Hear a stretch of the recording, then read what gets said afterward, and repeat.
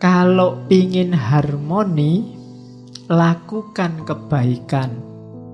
Gimana caranya kita ketemu kebaikan?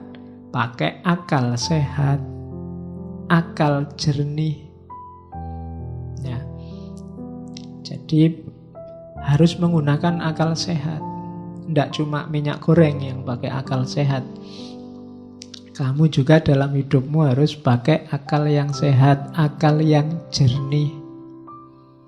Akalmu itu sudah ketumpuk informasimu macam-macam, sehingga seringkali tidak jernih. Ada yang pakai kacamata hitam, jadi lihat apa-apa warnanya hitam kabeh. Ada yang pakai kacamata hijau, lihat apa-apa dianggapnya semua warnanya hijau.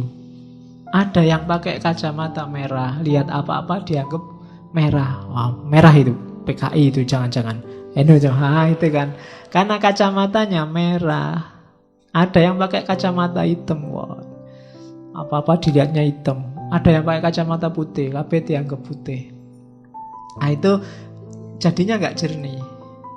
Yang baik bisa kebalik-balik. Maka katanya kelompok Stoa, jadilah orang baik, jalannya berpikir yang benar, berpikir yang jernih.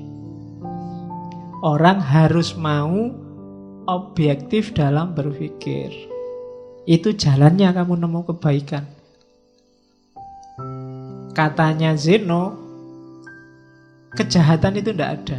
Jahat itu terjadi ketika orang anti dengan akal sehat. Ketika orang menolak berpikir jernih, yang lahir pasti kejahatan. Ketika orang tidak mau berpikir, yang lahir pasti kejelekan. Karena yang bisa menemukan mana baik, mana buruk itu akalmu.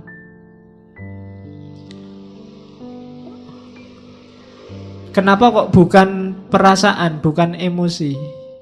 Kelompok Stoa dikenal agak kritis terhadap emosi, terhadap rasa. Karena emosi sering tidak objektif. Yang baik bisa jelek karena kecenderungan emosi, atau sebaliknya, yang jelek kelihatan baik karena kecenderungan emosi, rasa. Sejelek apapun mungkin pacarmu, bagi kamu kan paling cantik. Itu rasa. Kalau temenmu objektif, enggak kok, dia enggak cantik, kamu kan marah. Ya enggak ya, dia sementara ini ya paling cantik, kecuali ada yang lain besok. Jadi rasa itu kan cenderung ke yang disukai dan anti dengan yang enggak disukai. Ini enggak jernih. Yang bisa jernih akal.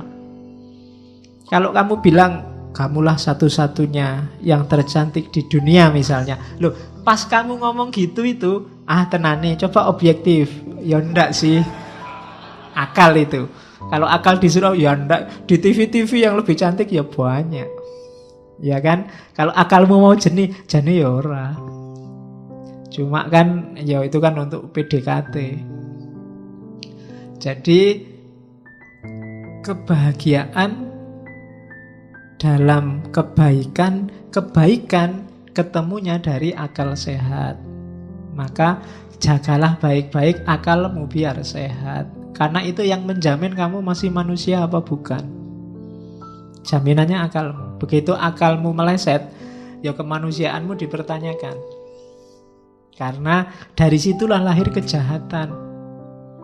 Ada orang maling itu mesti karena mikirnya nggak panjang. Ada orang ngerusak mikirnya nggak panjang. Ada orang tawuran mikirnya nggak panjang. Jadi biasakan berpikir agak panjang. Ada cerita bagus dari tradisi Zen. Jadi satu ketika ada guru Zen yang dimintai nasihat seorang prajurit. Guru, saya mau beli kebijaksanaan. Nggak minta ya, beli. Kasih saya kebijaksanaan paling mahal. Akhirnya dikasih. Oke, tapi mahal ini ya. Oke, tak bayar berapapun, dikasih. Katanya guru itu gini, tak kasih kebijaksanaan paling mahal. Sebelum kamu memutuskan sesuatu, majulah 3 langkah dan mundurlah 3 langkah. Baru lakukan keputusanmu. Ini prajuritnya heran. Kayak gini kok mahal opo itu. Iya. Begitu prajurit ini pulang, sampai rumah depan pintu lihat sandalnya orang lain. Istriku sama siapa ini di dalam? Kurang ajar. Begitu buka pintu kamar, bener di kamar ada yang tidur sama istrinya.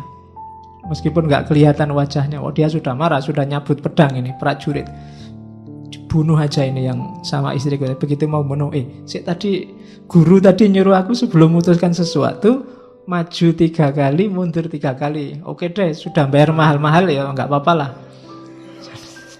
Jadi dia maju 3 langkah, terus mundur 3 langkah karena ada jeda ini. Terus istrinya bangun, yang sama istrinya juga bangun. Lu ngapain kamu kok jalan maju? Ternyata yang sama istrinya ya saudaranya istrinya. Baru dia, selamat aku tadi maju 3 langkah, mundur 3 langkah. Coba kok langsung brus gitu, wassalam. Ya nasihatnya maksudnya, ya mikir dulu lah, jangan kesusu. Apa-apa itu dipikir, pakai akal sehat. Nanti ketahuan jawabannya, jangan gerusa-gerusu diputuskan. Jadi, boleh kamu, ini nasihat mahal, buat kamu gratis, enggak apa-apa. Jadi kalau mau apa-apa, maju 3 langkah, mundur 3 langkah.